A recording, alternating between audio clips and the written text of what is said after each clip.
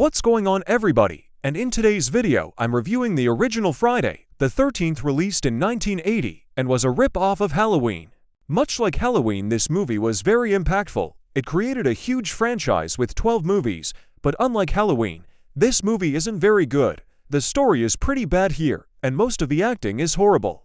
But there are a lot of things that are very iconic and memorable and great in this movie, and we have to give it credit, since it created the franchise that a lot of us love.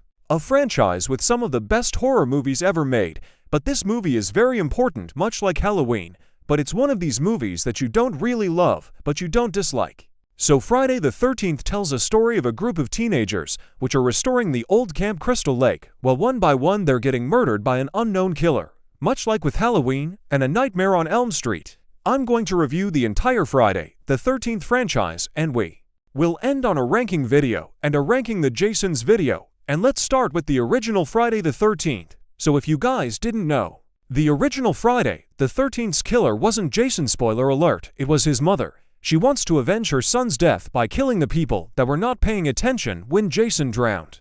So she kills these two people a year after the so-called death of Jason, and then she gets mad that people came to Camp Crystal Lake, so she kills each of them one by one except for one character with the name of Alice. Friday the 13th is one of these rare franchises where the first movie isn't one of the best of the franchise. In fact, I almost never seen a person putting this movie in their top 5 of the franchise, and I get it. Friday the 13th is a pretty bad movie, but it's not a terrible god-awful slasher movie.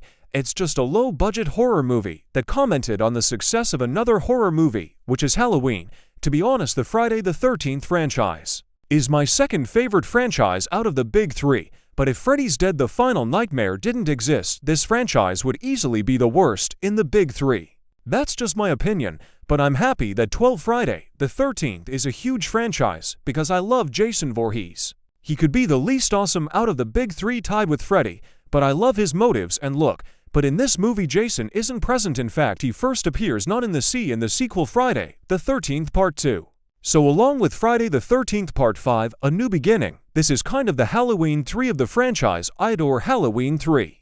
But it doesn't have anything to do with Halloween and Michael Myers, and this is kind of like that. The difference is that it is canon in the Friday the 13th franchise. In the last 2 years, maybe I've seen more and more people hating on this movie. People say it's the worst of the franchise, and it's absolute garbage. Yes, this movie is very boring. I checked my phone maybe 10 times when I watched it.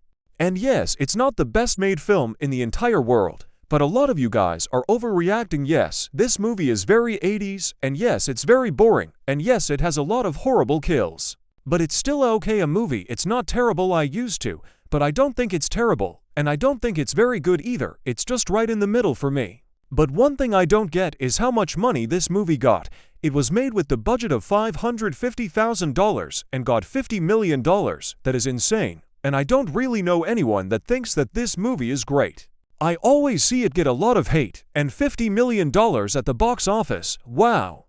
But now let's talk some Friday the 13th. So starting off with the positives regarding the original Friday the 13th, I really loved the setup of the Friday the 13th franchise as far as the lore and the legend of Jason Voorhees. Even in this first film, when Jason doesn't show up except for that little tease at that great ending, but this is really the lore and the legend of that story. I just love that origin for that character, and for the horror of this franchise. I just really like that approach.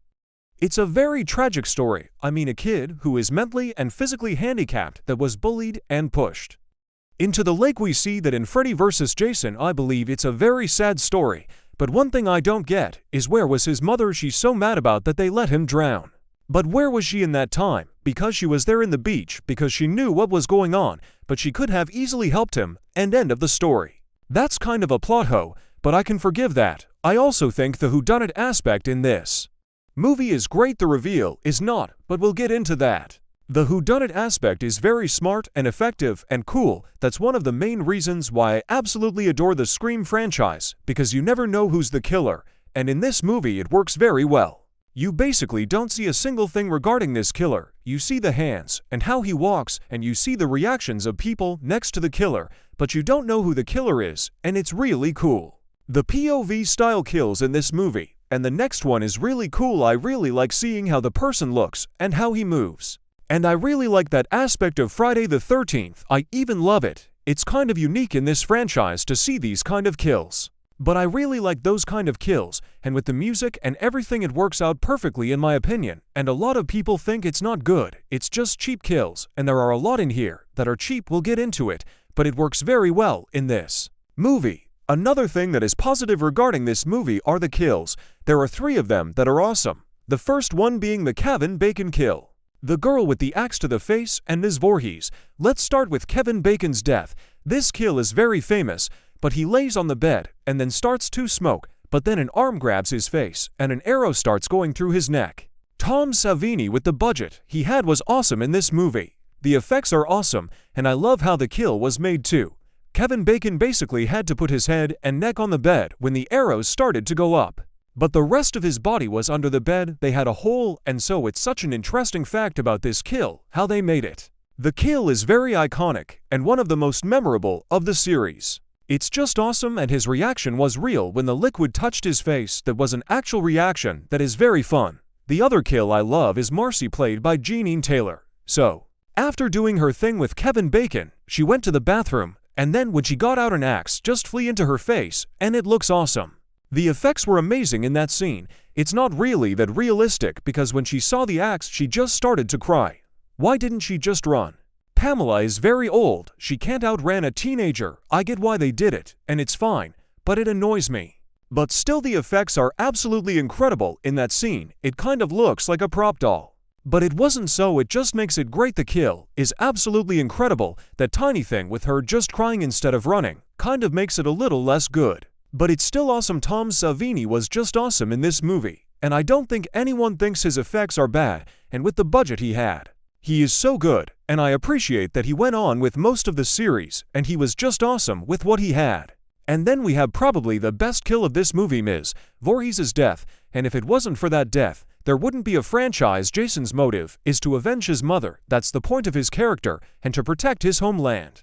I just think the effects were absolutely incredible in that scene. It might be a bit worse because of the bad slow motion, but still awesome effects, and the visuals were awesome. It still holds up very well, and there aren't any problems except for the slow motion, but I can forgive that. But this kill is just great. It is so iconic and memorable in the franchise, and I love it. And my final positive regarding the original Friday the 13th is the acting of Betsy Palmer as Pamela Voorhees. She is awesome in the third act when she's introduced. When Jason is like talking to her, he says, "Kill her," and then she says, "I will."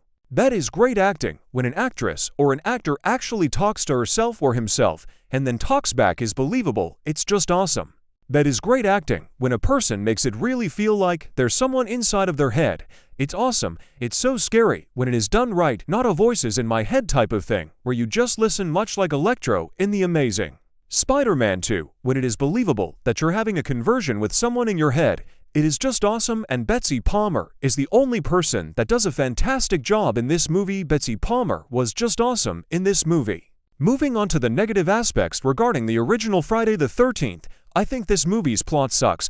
It is so simple that it is not even interesting, and it is not fun. So you just have some teenagers going to a place and a killer killing there. That is it. That's the entire plot of the original Friday the 13th. Oh sorry, it's the entire plot of the entire franchise until part 8, which was very different. But this movie's plot is not even exciting or entertaining. It's just plain boring.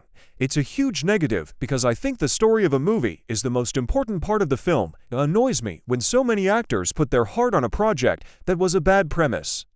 You have a lot of people that try their best and people that just wanted to get a quick buck.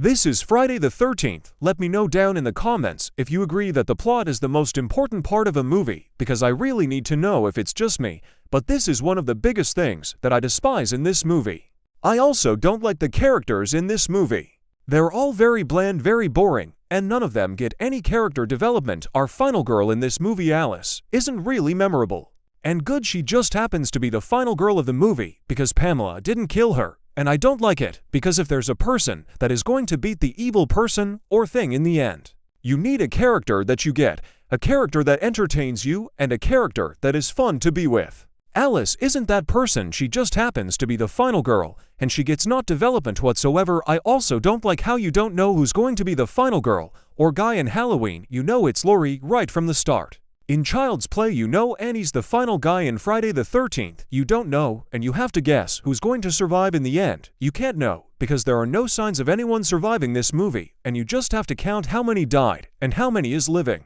And guys, I'm not coming to movies to solve riddles and guess. I'm watching movies to enjoy the characters that we know are going to be surviving and having a happy ending.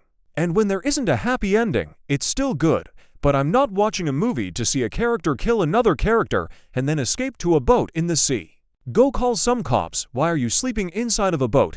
But she basically doesn't do anything except for beating the killer in the end. A person I would want to see win in the end is not here. No character is good here. All the characters suck in this movie.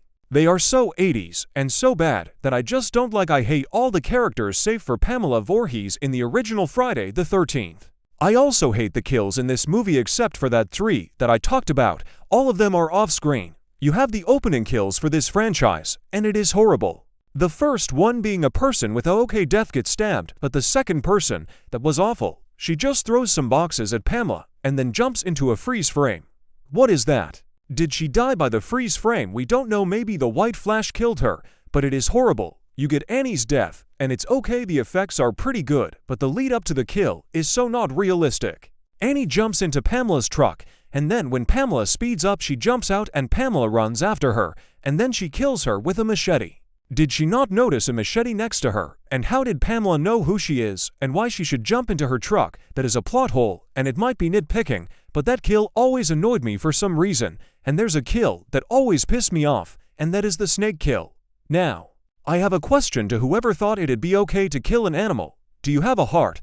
I despise that scene because of what happened regarding that snake. So the filmmakers asked for a snake, and they got it. And the real snake was killed, and that is absolutely insane to kill an animal for a movie. It doesn't matter if it's not a human life. That is absolutely insane. And the craziest thing with that scene regarding that snake is that they didn't even tell the owner they were going to kill his snake. They didn't even ask. They didn't even mention the idea. Whoever thought of that idea is heartless. What the heck? I still feel bad for the owner. I know the movie was released 44 years ago, but it was still an animal. And imagine that owner just getting the news that his pet was killed for a movie. I would have been furious, and who wouldn't? So that scene is just awful. I despise that scene. When I watch this film, that is the part that I skip. There is also Steve, played by Peter Brower, that died in the worst possible way ever. He just grants. That is the definition of bad kills. Then you have the guy attached to the door, and it's solid, not fantastic, but cool effects, and you have that girl that screamed in the rain, and then died by ropes, I think. But we will never know. I also didn't like the ending, when Pamela Voorhees just comes after Alice finds all the bodies. The movie is a whodunit mystery, and when a character that we don't know, we don't see, how are we supposed to know who did it? They asked us to just think. It's a character that we just heard about in this movie, not a character that we know. Okay guys, that is just lazy writing. So overall, this is a movie that I respect. It's a movie that I appreciate, and I appreciate that it kicked off this awesome franchise, but it's very flawed, and it's very boring. But I would still recommend it for some fans. But if you're not a fan of simple movies, and if you're not a fan of weird movies like this, I would not recommend it to you. But if you are a fan of those kind of films, this movie is for you. But I think it's just okay. It's not a horrible movie, but it's one of the worst Friday the 13th movies in my own personal opinion. I have to give it a 5.5 out of 10.